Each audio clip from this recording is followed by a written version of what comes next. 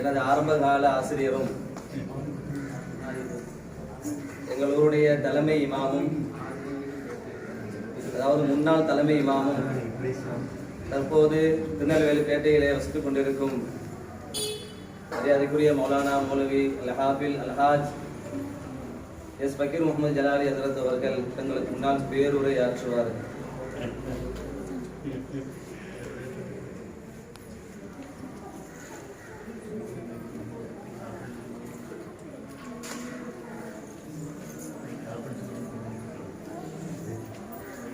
Assalamualaikum warahmatullahi wabarakatuh.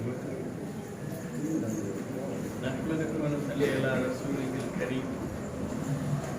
கடவற்ற அருளாளன், நிகரற்ற அன்பாளன் அல்லாஹ்வின் திருப்பெயர் கொண்டு ஆரம்பம் செய்கிறேன். ஸலவாத்தும் சலாமும் சத்திய திருத்தூதர் ஸல்லல்லாஹு அலைஹி வஸல்லம் அவர்கள் மீதும், அவர்களை அப்பழுக்கற்ற முறையில் பின்பற்றிய நல்லவர்கள் இன்னும் நம்மவர்கள் அனைவர் மீதும் உண்டாகட்டுமாக. மரியாதைக்குரிய உலமா பெருமக்களே, பெரியவர்களே, தாய்மார்களே,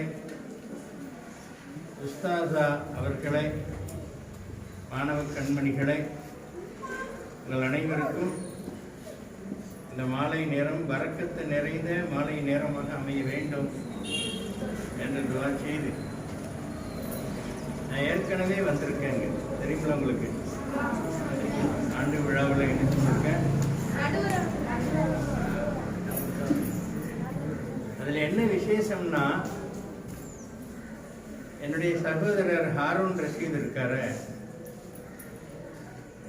அவருடைய மாணவர்களுடைய திறமையை பார்த்துட்டு நான் ஏற்கனவே சொன்னேன், எந்த நேரத்தில் பட்டிமன்றம் நடக்குதோ அப்போ என்ன மேடையிட்டுங்க, பட்டிமன்றம் முடிஞ்சதோட நான் கீழே இறங்கிடுவேன்னு சொல்லியிருந்தேன். அவர் சொன்னாரு, கொஞ்ச நேரம் உட்கார்ந்து அந்த மார்க் மட்டும் போட்டுருங்கன்னாரு. நான் மார்க் போட ஆரம்பிச்ச உடனேயே எடுப்பிலேயே டாப் கியர்ல போட்டு பசங்க தூக்குனாங்க. பேச்சுன்னா பேச்சு, அவ்வளவு அற்புதமான பேச்சுக்கள். சுருக்கமா சொன்னா, ஒரு 3 வயசு 2 வயசு பையன்ல இருந்து ஒரு 15 வயசு பையன் வரைக்கும் அந்த மேடையே கலக்கிட்டாங்க. கிட்டத்தட்ட நான் மேடையில 6 மணி நேரம் 7 மணி நேரம் உட்கார்ந்து இருக்கிறேன். என் காலுக்கு ரொம்ப நேரம் நான் உட்கார முடியாது. 7 மணி நேரம் நான் உட்கார்ந்த கதைய என்னுடைய நண்பர்கிட்ட போய் சொன்னேன். இப்ப எனக்கு முன்னாடி பேசினாங்க இல்லையா, அவங்கள்ட்ட சொன்னேன். அடுத்த தடவை நீ போறதா இருந்தா என்னையும் கூட்டிட்டு போன்னு அவர் சொன்னார். எதுக்கு சொன்னார்னா, இந்த பிள்ளைகளை பார்க்கறதுக்கு. பொம்பளை பிள்ளைங்க தலைக்கு பின்னாடி இருக்கிறாங்க, ஆனா அந்த பிள்ளைகளை பார்க்கறதுக்கு அவருக்கு அவ்வளவு ஆர்வம். நாங்கள் மதரசா நடத்திக்கிட்டு இருக்கிறதுனால, மதரசாக்கள் எங்கெங்கேயோ நடக்குது, ஆனால் நம்முடைய முன்னோர்கள் மதரசாவை எப்படி நடத்தினாங்கிறத நம்ம தெரிஞ்சுக்கிட்டோம்னா நம்ம கவனத்தை வேற எங்கேயும் திருப்ப மாட்டோம். பள்ளிவாசல் என்பது அரசாங்கம் மாதிரி, நல்லா தெரிஞ்சுக்கிடுங்க. உங்க பேர் எல்லாமே பள்ளிவாசல்ல இருக்கு. பெற்றோர்களுக்கு நான் இதை சொல்றேன் பிரத்யேகமா. பள்ளிக்கூடமா இருந்தாலும் பெற்றோர்கள் தினம்னு சொன்னா ஆம்பளை மக்கள் யாரும் என்ன செய்யறது இல்லை, போறது இல்லை, அம்மாமார்கள் தான் போறாங்க. எங்க வீட்டுல என் கூட்டுக்காரி தான் போறா, அது வேற விஷயம். அதே மாதிரி மதரசாவில் பெற்றோர்கள் கூட்டம் வச்சா கூட அம்மாமார்கள் தான் வர்றாங்கிறதுனால அவங்க நிறைய விஷயங்களை தெரிவிக்க வேண்டியது இருக்கு. நபிகள் நாயகம் மதீனாவுக்கு வந்த உடனே முதலாவதாக பள்ளிவாசல் கட்டுறாங்க. பள்ளிவாசலுக்கு பக்கத்திலேயே மதரசாவை தொடங்குறாங்க. பள்ளிவாசலுடைய ஒரு பகுதியை மறைச்சி அதுல ஒரு ஷெட்டு போட்டு அந்த இடத்துல மதரசாவை தொடங்குறாங்க. ஏன் தெரியுமா? பள்ளிவாசல் தொழுகையினுடைய இடம், எப்படி தொழணும்னு சொல்லி கொடுக்கிறது மதரசா.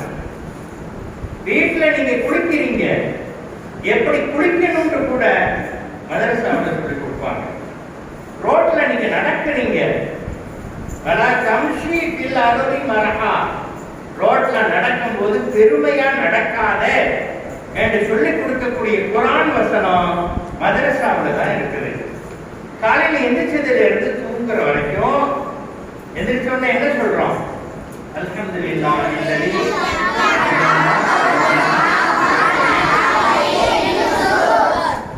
தூங்கும் போது என்ன சொல்றோம்?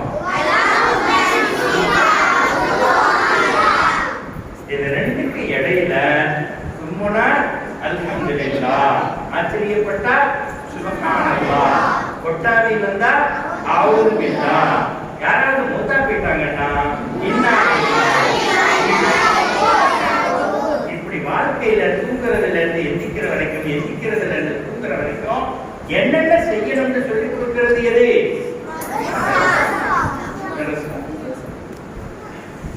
இந்த மதரசாவை உயிரோட வச்சிருக்கிற வரைக்கும் நம்ம சமுதாயத்துல இந்த மாதிரி பிள்ளைங்க இருப்பாங்க.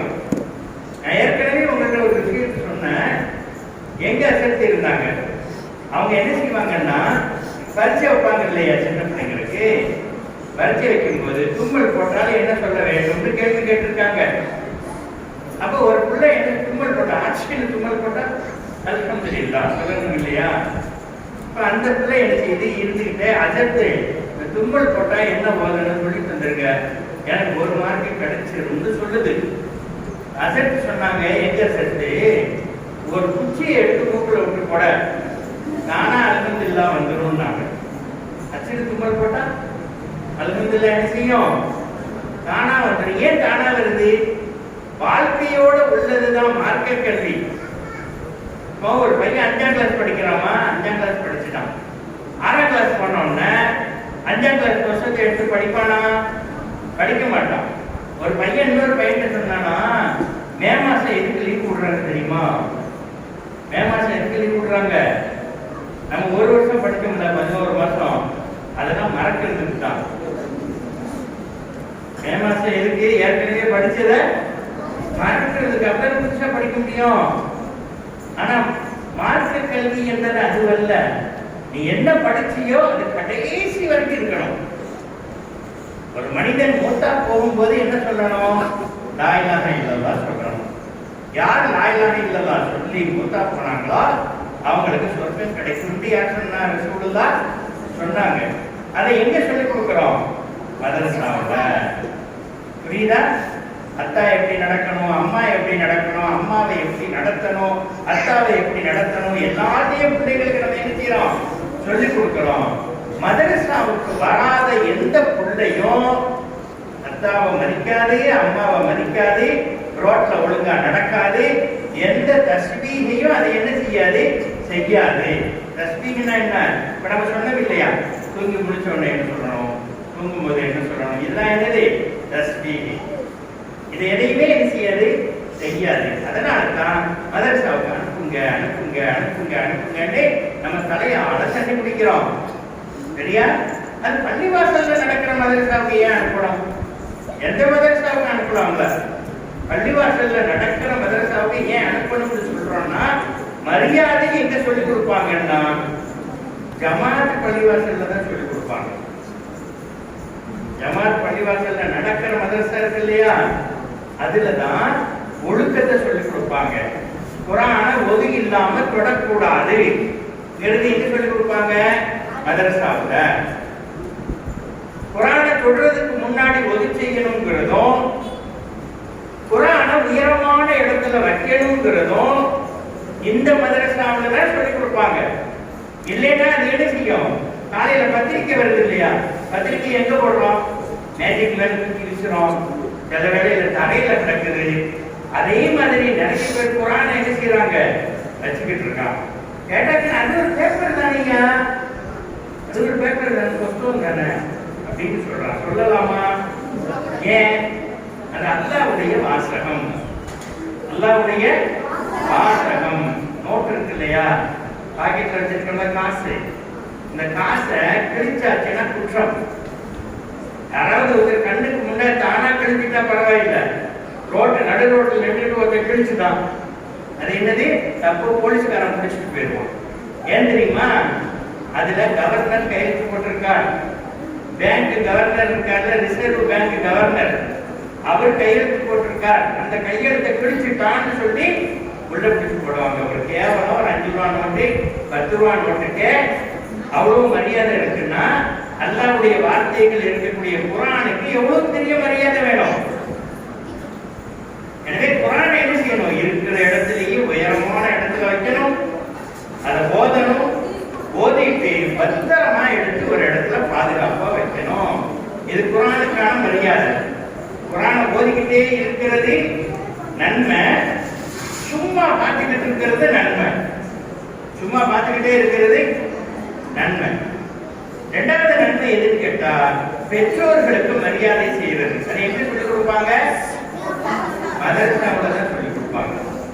பள்ளிக்கூடத்துல எல்லாம் போற போக்குல எதையாவது கதையை சொல்லி கொடுத்துட்டு போயிருவாங்க.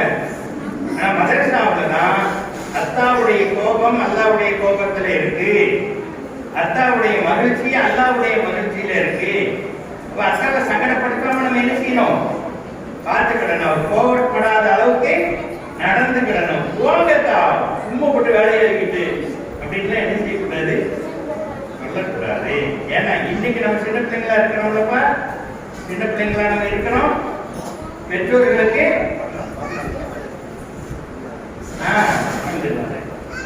ஆமா பிள்ளைகள்னா பாப்பாவுக்கு மரியாதையா இருக்கணும். நம்ம பாப்பாவுக்கு மரியாதையா இருந்தா நம்ம பாப்பா ஆகும் போல நம்மளுக்கு ஒரு 40 வயசு 30 வயசு ஆகும் இல்லையா? அந்த நேரத்துல நம்ம பையன் நம்மளை என்ன செய்வான்? மரியாதையா பார்ப்பான். நபிகள் நாயகம் ஸல்லல்லாஹு அலைஹி வஸல்லம் சின்ன பிள்ளையா இருந்தாங்க இல்லையா? 6 வயசு 7 வயசு பிள்ளையா இருக்கும்போது ரோட்ல போவாங்க. போய் அம்மாமார்களே நான் முகமது கடைக்கு போறேன், எல்லா வீட்டுக்கு சத்தம் போட்டு சொல்லுவாங்க, நான் முகமது கடைக்கு போறேன், யாருக்காவது கறிக்கடையில கறி வாங்கணுமா, காய்கறி கடையில காய்கறி வாங்கணுமா, மளிகை கடையில அரிசி பருப்பு புளி எல்லாம் வாங்கணுமா இப்படி கேட்பாங்களாம்.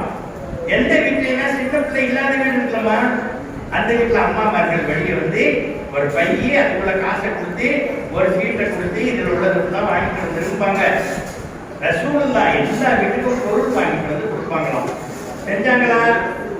இப்ப ரசூலுல்லாஹ்வுக்கு 40 வயசு ஆயிடுச்சு, பெரிய ஆள் ஆயிட்டாங்க. அதுக்கு பிறகு கொஞ்ச நாள்ல மதீனா வந்தாங்க. மதீனா வந்த பிறகு ரசூலுல்லாஹ் வீட்டுக்கு வேலை பார்க்கறதுக்கு 40 பேர் இருந்தாங்க. எத்தனை பேரு? நமக்கு எல்லாம் கிடைக்குமா? ஏன் கிடைக்காதுன்னா நம்ம சின்ன பிள்ளைல அத்தாவுக்கு வேலை பார்க்காம பாப்பாவுக்கு என்ன செய்யல? வேலை பார்க்கல. உம்மாவுக்கு வேலை பார்க்கல. உம்மா சொன்னா உனக்கு வேற வேலையே இல்லை, அடுப்பட்ட கிடக்க வேண்டியதானே, ஏன் இது வந்து என்ன வேலையா நம்ம நினைக்கிறோம் கேட்கிறோம். நம்ம பெரிய பிள்ளை ஆகும்போது நம்ம பாப்பாவா ஆகும்போது நம்ம பிள்ளைங்க நம்ம பேச்ச கேட்கணும்னா மதரசாவுல தான் என்ன செய்யணும்? அதை படிக்கணும். மதரசால என்ன படிக்கிறோமோ அதை என்ன செய்யணும்? கொண்டு வரணும். சரியா? இஸ்லாத்துல தான் மதரசா படிப்பு கட்டாயம்னா கடுமையான கட்டாயம். பள்ளிக்கூட பாடத்துல என்ன சொல்லி கொடுக்குறாங்க?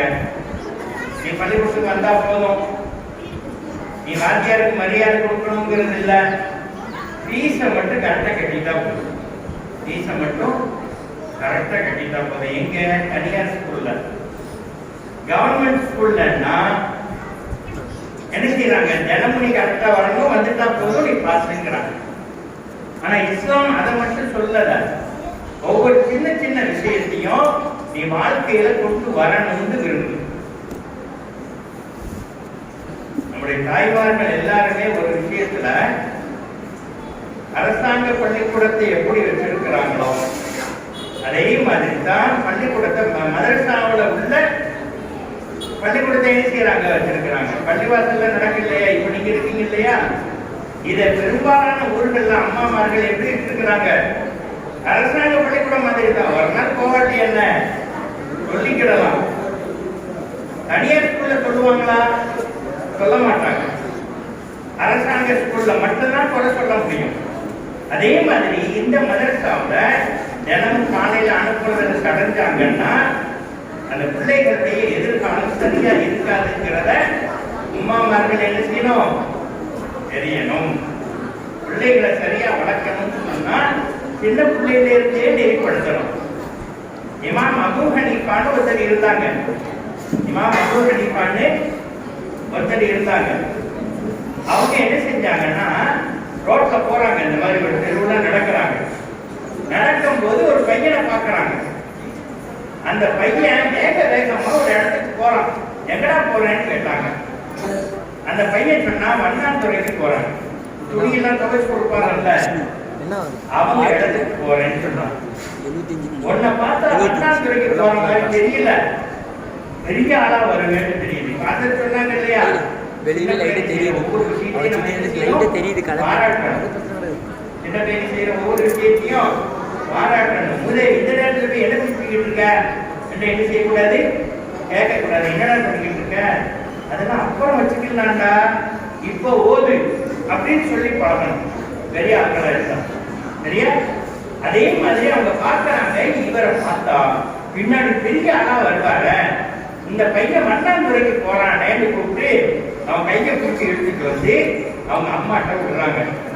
நாளையில இருந்து இவனை என் மதரசாவுக்கு அனுப்பு. என் மதரசாவுக்கு, உங்க மதரசாவுக்கு நான் அனுப்பிட்டா என் வயிற்றை யார் பார்க்கறது? தினமும் 2 ரூபா அவன் கொண்டு கொடுத்தா தான் சாப்பாடு. இந்த பையன் 2 ரூபா கொண்டு கொடுப்பான், அதை வச்சுதான் என்னது சாப்பாடு.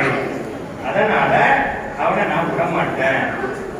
அப்போ அந்த அவங்க சொன்னாங்களா, அபூ ஹனீஃபா இமாம் சொன்னாங்களா, ஏமா இவன் 2 ரூபா வாங்கக்கூடிய ஆள் இல்ல, அரசர்கள் இருக்காங்க இல்லையா, பெரிய பெரிய அரசர்கள், அவங்க பக்கத்துல உட்கார்ந்து பாலூதா சாப்பிடக்கூடியவன். பாலூதான்னு தெரியுமா உங்களுக்கு? தெரியாது. திகர் சண்டாவை விட சூப்பரா இருக்கும். அவ்வளவு பெரிய கிளாஸ்ல இருக்கும். திருநெல்வேலியில பேக்கரிகள் எல்லாம் இருக்கும், பணக்கார பேக்கரியில எல்லாம் இருக்கும். சாப்பிட்டு முடிகிறதுக்கே 3/4 மணி நேரம் ஆகும், அவ்வளவு டேஸ்டா இருக்கும். புரியுதா? இப்ப இந்த பாலூதாவை அரசர்களுக்கு பக்கத்துல உட்கார்ந்து சாப்பிட வேண்டியவன், இவனை கொண்டு போய் துணி துவைக்க போடுற அப்படின்னு அந்த அம்மாவை பார்த்து சொன்னாங்க.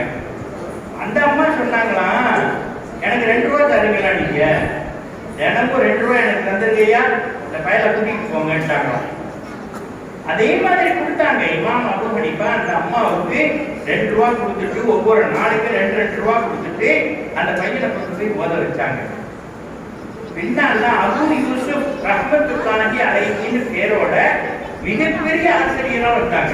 அந்த பையன் சின்ன வயசுல ஒண்ணும் தெரியாம துணியை தூக்கிட்டு துவைக்க போன பையன் பின்னால எப்படி வந்தாங்க? மிகப்பெரிய மனிதர் அபூ யூசுப் ரஹ்மத்துல்லாஹி அலைஹி பேரோட வந்தாங்க. ஹாரூன் ரஷீதுன்னு ஒரு மன்னர் இருந்தார். அந்த மன்னர் என்ன பண்ணாரு, நம்ம நாட்டிலேயே அறிவாளிகள்ல பெரிய அறிவாளி யாரு என்று ஒரு போட்டி வச்சாரு.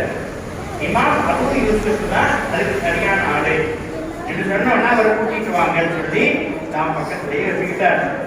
தான் பக்கத்திலேயே நீங்க ஒண்ணும் செய்ய வேணாம், எப்பவும் என் கூடவே இருந்து நான் என்ன செய்யணும்னு சொல்லுங்க வச்சுக்கிட்டார். வச்ச உடனே ஒரு நாள் என்ன செய்யறாரு, குழந்தைகளை பேசாம பார்த்துக்கலாமா, ஒரு நாள் பாலூதா கொண்டு வர சொல்றார். அரசன் என்ன செய்யறார், பாலூதா கொண்டு வர சொல்றார். கொண்டு வந்து அசத்துக்கு முன்னாடி ஒண்ணு தனக்கு முன்னாடி ஒண்ணு வைக்க சொல்றார். அப்ப இவங்க அபூ யூசுப் ரஹ்மத்துல்லாஹி அலைஹி அழுகுறாங்க. கண்ணு அப்படி காலக்காலையா தண்ணீர் கொட்டு. அரசர் கேட்டாரு, ஏங்க அழுகுறீங்க, நல்ல சாப்பாடு தானே, சாப்பாடு பிடிக்கலையா கேட்டாங்க. அப்ப அபூ யூசுப் சொன்னாங்கன்னா, சின்ன வயசுல நான் துணியெல்லாம் தூக்கிட்டு துவைக்க போனேன். இப்ப எங்க உஸ்தாத் இமாம் அபூ ஹனீஃபா என்ன கூப்பிட்டு, நீ இதுக்கு லாயக்கப்பட மாட்ட, நீ போத வந்துரு, பின்னால பாலூதா சாப்பிடுவ, நீ அரசர் பக்கத்துல உட்கார்ந்து பாலூதா சாப்பிடுவேன்னு சொன்னாங்க. நான் சாப்பிட்டுக்கிட்டு இருக்கிறேன். நீங்க எல்லாம் பெரிய ஆளா வரணும் அப்படிங்கிற ஒரே நோக்கத்தோடு செயல்படக்கூடிய மதரசா எது? இந்த அமைப்பு தான். பள்ளிக்கூடம் அல்ல, வேற எந்த விஷயமும் அல்ல. அதுக்கு பகல்ல 6 மணி நேரம் ஒதுக்குறோம், 7 மணி நேரம் ஒதுக்குறோம். மதரசாவுக்கு காலையில 1.5 மணி நேரம், சாயந்தரம் ஒரு 3/4 மணி நேரம் இருக்குதுங்க. எப்படி பார்த்தாலும் 2.5 மணி நேரத்துக்கு மேல இல்ல. இதுக்கு கரெக்டா நீங்க செலவழிச்சீங்கன்னா எங்க போனாலும் மரியாதையா இருப்பீங்க, எங்க போனாலும் மரியாதையா இருப்பீங்க. முஹியுத்தீன் அப்துல் காதிர் ஜீலானி தெரியுமா? தெரியும்னு சொல்றான்னு கேட்டுக்குங்க. முஹியுத்தீன் அப்துல் காதிர் ஜீலானி. என்ன சொல்றாங்க? அவங்க பெரிய அவங்க பெரிய மகான்கம், அவங்க பெரிய வடிவில்லா சரியா, அவங்க பெரிய வடிவில்லா. அவங்க என்ன செய்யறாங்கன்னா உள்ளூர்ல இருந்து வெளியூருக்கு படிக்க போறாங்க. உள்ளூர்ல இருந்து வெளியூருக்கு படிக்க போறாங்க. இங்க இருந்து மதுரைக்குன்னு வச்சுக்கிடுங்க, இங்க இருந்து மதுரைக்கு போறாங்க. அப்ப எல்லாம் காடு தானே, பயங்கர காடு. அந்த காட்டை தாண்டினாதான் குறும்பூரே வரும். அதுக்கப்புறம் பெரிய காடு, அதை தாண்டினா என்ன வரும்? சிறுகைக்குண்டா வரும். அதை தாண்டி ஒரு பெரிய காடு திருநெல்வேலி. இப்படி ஒவ்வொரு ஊருக்கு இடையில அந்த இடத்துல காடுகள் தான் எங்கேயும் இருக்கு. அப்ப அவங்க அம்மா என்ன செய்யறாங்க, 40 தங்க காசு இருக்கு இல்லையா, 40 தங்க காசு, அத இந்த சட்டை ஜோப் இருக்குல்ல, இந்த கக்கம் இருக்கு இல்லையா, இந்த சைட்ல வச்சு தச்சுட்டாங்க. முன்னாடி சட்டை யாராவது பார்த்து எடுத்துக்குவாங்கன்னு சொல்லிட்டு இந்த பக்கமா வச்சு தச்சுட்டாங்க. பிள்ளைய நல்லா தச்சு, நீ பகுதாதுக்கு போன உடனே படிச்சுக்கிட்டு இருக்கும் போதே உனக்கு செலவுக்கு தேவைப்பட்டா என்ன, இதை எடுத்து செலவழின்னு கையில கொடுத்து விட்டாங்க. கொடுத்துட்டு சொன்னாங்களா, எந்த காரணத்தை கொண்டும் நீ பொய் சொல்லக்கூடாது. என்ன சொல்லக்கூடாது? பொய் சொல்லக்கூடாது. நம்ம வீட்டுல இருந்து வர்றோம் இல்லையா, வீட்டுல இருந்து எங்க வர்றோம், மதரசாவுக்கு வர்றோம். வரும்போது ஒரு பைய கூட்டிட்டு போய் கொஞ்ச நேரம் விளையாடிட்டு வர்றோம். வந்து வாத்தியார் கேட்கிறார், அதற்கு என்ன செய்யறாரு, கேட்கிறாரு, ஏன்னா லேட்டுன்னு கேட்கிறாரு. எங்க அம்மா இப்பதான் எழுப்புனாங்க, காலையிலேயே பொய்ய ஆரம்பிச்சிடும். அதிகாலையில எழுக்கிறோம், முதல் பொய். தூங்குறதுக்குள்ள 100 பொய் சொல்லாம தூங்குறது இல்லைன்னு சத்தியம் பண்ணியிருக்கோம். 100 பொய் சொல்லாம தூங்குறதே கிடையாது. எல்லா பக்கமும் பொய், புரியுதா? ஆனா அவங்க அப்படி இல்லை, பொய் சொல்லக்கூடாது. அதை மட்டும் பேணிக்க நீ நல்லா இருப்பேன்ட்டாங்க. நம்ம என்ன சொன்னாங்க, பொய் சொல்லவே கூடாது. இப்ப அந்த பிரயாணம் போய்கிட்டே இருந்துச்சா, நடுக்காட்டுல போகும்போது திருடங்க வந்துட்டாங்க. திருடங்க வந்து இவங்க கூட வந்தாங்கல்ல, அந்த வியாபாரிகள் எல்லாம் கொஞ்சம் பிள்ளைல அமைதியா இருக்க சொல்லுங்கம்மா, பேசிக்கிட்டே இருக்கிற மாதிரி முன்னால சொல்லுங்க. பேசுறது விளங்காது, அப்புறம் உங்களுக்கு தான் விளங்காது. பெரிய இடத்துல பேசிட்டு தான் இருக்காங்க, பெரிய இடத்துல தோண்டு தான் இருக்கு. அப்ப திருடங்க வந்துட்டாங்க, அந்த எல்லார்கிட்ட இருந்து பொருள்களை திருடினாங்க. இந்த பையனை கண்டுக்கவே இல்லை, இந்த பையன் கண்டுக்கல. அப்ப ஒருத்தருக்கு திடீர்னு இவன் செலவுக்கு ஏதாவது வச்சிருப்பான், இந்த லேஸ் வாங்குறதுக்கு, குர்குரே வாங்குறதுக்குன்னு. இப்ப பையங்க பையில காசு இருக்கு இல்லையா, 5 ரூபா 10 ரூபான்னு இருக்கா, அதே மாதிரி காசு இருக்குன்னு நினைச்சு மெதுவா வந்து கேட்டான், தம்பி உங்ககிட்ட எவ்வளவு இருக்குன்னு கேட்டான். உடனே சொன்னாங்களா, 40 தங்க காசு இருக்குன்ற. 40 தங்க காசு என்கிட்ட இருக்கு. என்னடா ஒண்ணுமில்லாத மாதிரி நிக்கிற, 40 தங்க காசுங்கிற. தலைவன் போய் சொன்னான், தலைவர் வெட்டார், கொள்ளக்கார தலைவர் இருக்கார்ல, அவர் வெட்டார். அந்த தம்பி என்ன சொல்ற நீ, 40 தங்க காசுனா என்னன்னு தெரியுமா உனக்கு? அது ரொம்ப மதிப்பு உள்ளதுடா. ஒரு பவுன் தங்கம் எவ்வளவு காசு? ஒரு பவுன் 50,000 ரூபாய். இப்ப ஒரு தங்க காசு 50,000 ரூபாய். 40 தங்க காசு வச்சிருக்கேங்கிற, விளையாடுறியான்னு கேட்டாங்க. இந்த பாருங்க இருக்கு, அம்மா தச்சு வச்சு விட்டுருக்காங்க. அப்புறம் என்ன இல்லைங்கிறீங்க அப்படின்னாங்க. எங்க அம்மா தச்சு வச்சு விட்டுருக்காங்க, இல்லைன்னு சொல்லுங்க, நான் பொய்யா சொல்றேன். அப்ப அவன் சொன்னானா, அவன் கையில வச்சிருக்கிற காசு என்கிட்ட தான் இருக்குன்னு தைரியமா உண்மை சொல்றான். இந்த உண்மையை சொல்லி கொடுத்தது யாரு? அவங்க அம்மா. ஒரு அம்மா சொன்ன சொல்லையே மீறாம இருக்கான. நம்ம வாழ்க்கையில அல்லாஹ் சொன்ன எத்தனையோ மீதி இருக்கும்.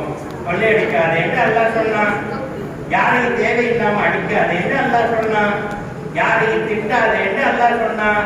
நம்ம சரமாரியா திட்டுறோம், சரமாரியா அடிக்கிறோம், சரமாரியா கொள்ளையடிக்கிறோம். இப்ப நம்ம இருந்து என்ன பிரயோஜனம்?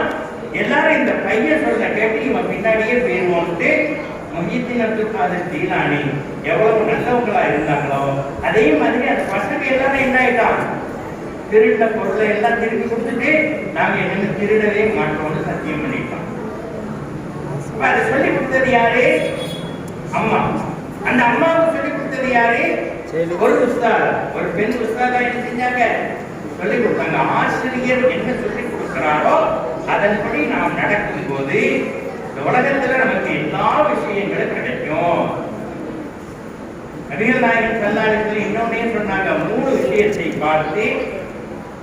மூணு விஷயத்தை பார்த்து மகிழ்ச்சி அடைஞ்சோம்னா அல்லாஹ் தஆலா உங்களுக்கு உங்க கண்ணுக்கு ஒளியை கொடுப்பான்.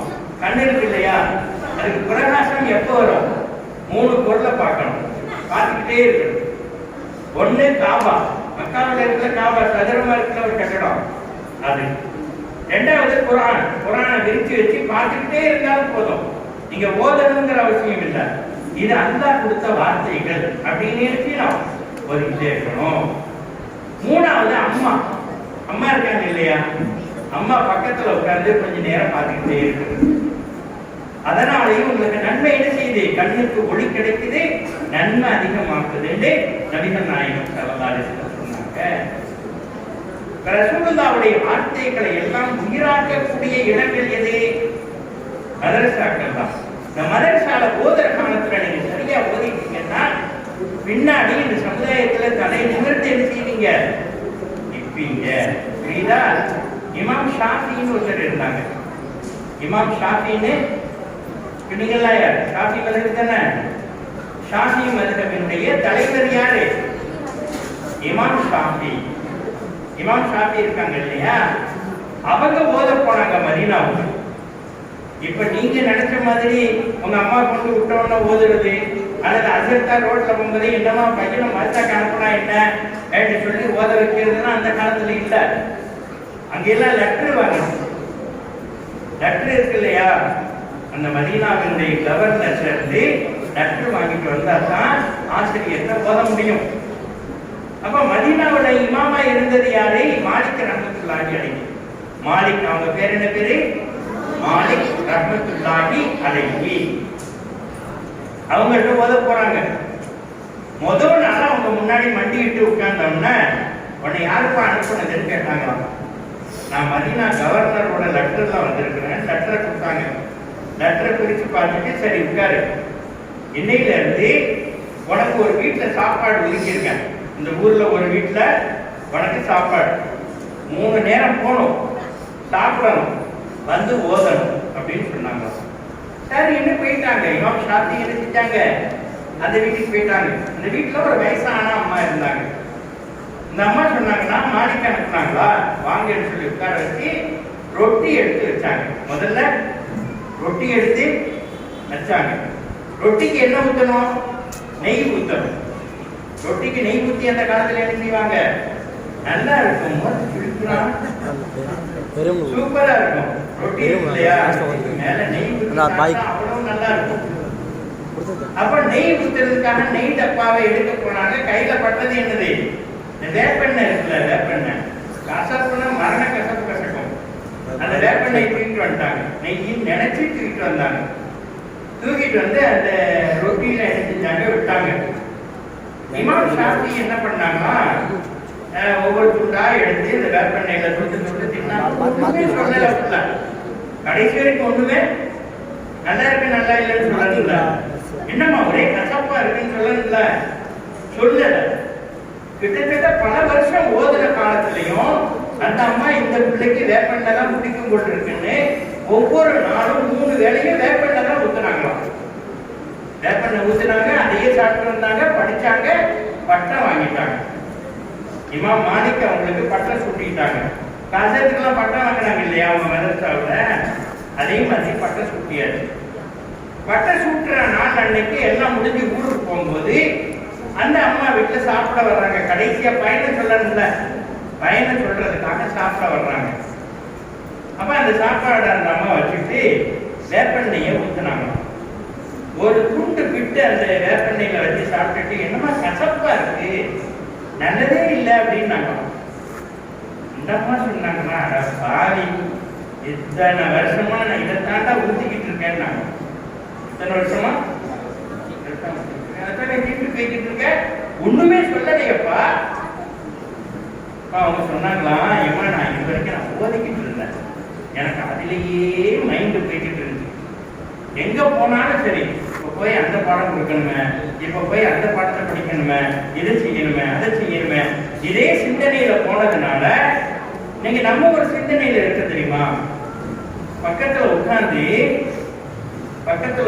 கத்துன்னு கத்துனா கூட நமக்கு ஒன்றும் கேட்கறது இல்லை. ஏன் சொல்லு, நமக்கு ஏன் கேட்கறது இல்லை? வாட்ஸ்அப் நோண்டிட்டே இருக்குமா? என்ன நடந்தாலும் கேட்கறது இல்லை. அரை மணி நேரம் கழிச்சு அம்மாட்ட கேட்கிறோம், இடையில என்ன மாதிரி ஐயாவை கூப்பிட்டியோ கேட்கிறோம். இடையில லேச சத்தம் கேட்கும். அவங்க காட்டு கத்துவாங்க, நமக்கு லேசா என்ன செய்யும்? கேம் விளையாடிக்கிட்டு இருக்கோம்ல, இடத்தில் பண்ணிக்கிட்டு இருக்க அப்படின்னு சொல்லுவோம். கேம் விளையாட ஆரம்பிச்சோம்னா மணிக்கணக்கானாலும் நமக்கு தெரியாத மாதிரி அவங்க மதரசாவில் படிச்ச படிப்பு கசப்ப கூட அவங்களுக்கு இனிப்பா என்ன செஞ்சிருச்சு, மாத்திருச்சு. அப்படிலாம் படிச்சவங்க தான் இமாம்கள். நபிகள் நாயகம் ஸல்லல்லாஹு அலைஹி வஸல்லம் இந்த வயசுல, அந்த 10 வயசுக்குள்ள நல்லா கேட்டுக்கிடுங்க, பையங்களா இருந்தாலும் மாணவிகளா இருந்தாலும் நல்லா கேட்டுக்கிடுங்க. 10 வயசுக்குள்ள எந்த பையனுக்கு அத்தா அம்மா, எந்த பிள்ளைக்கு அத்தா அம்மா ஒழுக்கத்தை கற்பிக்கலையோ, பெரியவர்களை மதிக்கணும், பள்ளிவாசல்ல உள்ள இமாம்களை மதிக்கணும், ஆலிம்களை மதிக்கணும், இந்த மாதிரி மரியாதைகள் எதையும் சொல்லி கொடுக்காம இருந்தாங்களோ கடைசி காலம் வரைக்கும் அந்த மரியாதை என்ன செய்யாது, வராது. கற்றுக் கொடுக்கிறது வயசு என்ன? 10 வயசு தான். 10 வயசை தாண்டி இருக்குன்னா இப்போ ஒரு பையன் சேட்டை பண்ணிக்கிட்டே இருக்கான். சேட்டை பண்ணிக்கிட்டு வாத்தியார் போட்டு அடிப்பார், வாத்தியார் போட்டு அடிச்சுக்கிட்டே இருந்தார். அந்த பையன் என்ன பண்ணா, ஒரு நாள் அவனை நாய் கடிச்சிருச்சு. எல்லா பேருக்குமே இறக்கம் இல்லை. எவ்வளவு சேட்டை பண்ணாலும் நாய் கடிச்சா இறக்கம் வரும்ல. ஐயோ நாய் கடிச்சிருச்சு, வாத்தியார் பற்றி சொன்னாங்க. வாத்தியார் அந்த பையனை கூப்பிட்டாரு. கூப்பிட்டு, என்னடா நாய் கடிச்சிருச்சு, போய் ஊசியை போடுறான்னு. ஊசி போடாட்டி என்ன ஆகும்? எடுத்தோடனே கேட்டான், ஊசி போடாட்டி என்ன ஆகும்? நீயும் நாய் மாதிரி அறிவிடா, நீயும் நாய் மாதிரி எடுத்துவ, குறைக்க ஆரம்பிச்சிருவ, கண்டவனையும் கடிக்க ஆரம்பிச்சிருவ. சொன்ன உடனே விருது போய் இந்த மாதிரி ஒரு சீட்டு எடுத்து எழுத ஆரம்பிச்சிட்டான். என்ன எழுதுறான்னு எப்படி பார்த்தாச்சுன்னா பேரா இருந்துச்சான். என்னடா பேரா எழுதுற? எனக்கு நாய் வெறி பிடிச்சா, வெறி நாய் பிடிச்சா நான் யாரை கடிக்கிறதுன்னு லிஸ்ட் போட்டுருக்கேன். பார்த்தா முதல் பேர் யார் பேரு? வாத்தியார் பேரு. ஒழுக்கம் கற்பிக்கப்படவில்லை என்றால் நம்ம இப்படித்தான் என்ன செய்வோம், நம்ம நடப்போம். பள்ளிவாசல்ல நடக்கிற மதரசாவில் நம்முடைய இருக்கணும். சரியா? இருக்கக்கூடிய எல்லா உஸ்தாதுமார்களுக்கும் பெண் உஸ்தாதாக்களுக்கும் அல்லாஹ் தஆலா எல்லா அருளையும் தர வேண்டும். இவர்களுடைய மார்க்க கல்வியிலே நான் சொன்ன மாதிரி மிகப்பெரிய ஞானிகளான இமாம் அபூ ஹனீஃபா, இமாம் ஷாஃபி அவர்களை போன்ற பிள்ளைகளாக இந்த பிள்ளைகளும் பெண் பிள்ளைகளும் வரணும்னு துஆ செய்கிறேன். இன்ஷா அல்லாஹ் அடுத்த முறை சந்திப்போம். அஸ்ஸலாமு அலைக்கும் வரஹ்மத்துல்லாஹி